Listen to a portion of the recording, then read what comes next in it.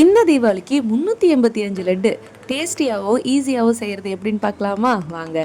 நானும் என்னோட நெய்பர்ஸ் ஃப்ரெண்ட்ஸும் சேர்ந்து செய்ய ஆரம்பித்த 2வது தீபாவளி பலகாரம் தான் இந்த லட்டு. இது செய்யறதுக்கு எந்தெந்த பொருட்கள் எவ்வளோ அளவில் தேவைங்கிற லிஸ்ட்டை வீடியோட எண்டில் கொடுத்துருக்கேன். மறக்காமல் ஜேடி திறனை சப்ஸ்கிரைப் பண்ணிக்கோங்க. ஃபஸ்ட்டு கடலை மாவை ஆட் பண்ணிக்கணும். இதுக்கு தேவையான அளவு உப்பும் தேவையான அளவு சோடா உப்பு கலந்து நல்லா மிக்ஸ் பண்ணிக்கணும். தண்ணி கொஞ்சம் கொஞ்சமாக நல்லா ஆட் பண்ணி மாவு பதத்துக்கு கட்டிகள் இல்லாத மாதிரி நல்லா மிக்ஸ் பண்ணிக்கணும்.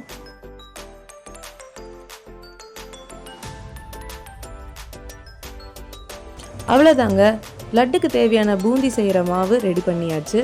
இப்போ அடுப்பை பற்ற வச்சு எண்ணெய் ஊற்றி கடாயை நல்லா சூடு பண்ணிக்கணும்.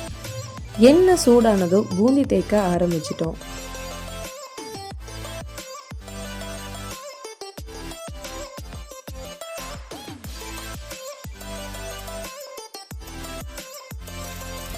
பூந்தி ரொம்ப கிறிஸ்பியாக இருக்கக்கூடாது. கரெக்டான பதம் வந்ததும் எடுத்துடணும்.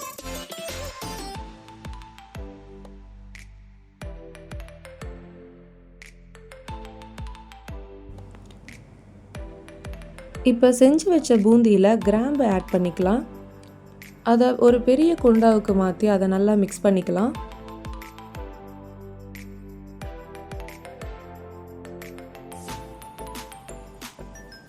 அடுத்தது நெய்யில் முந்திரியும் திராட்சையும் நல்லா வறுத்து எடுத்துக்கணும்.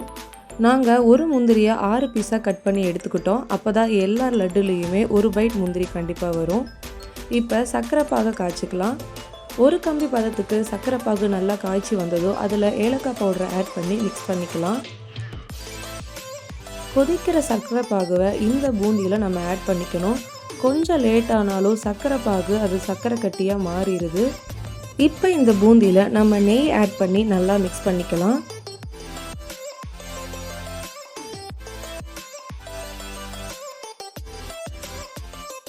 அவ்வளோதாங்க. அடுத்தது 50% மட்டும் இதை நல்லா ஸ்மாஷ் பண்ணிக்கணும்.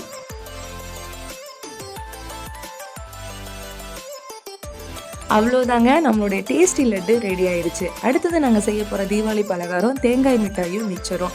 அந்த வீடியோ ரெசிபி உங்களுக்கு வேணும்னா மறக்காமல் ஜேடி திறனை சப்ஸ்கிரைப் பண்ணிக்கோங்க.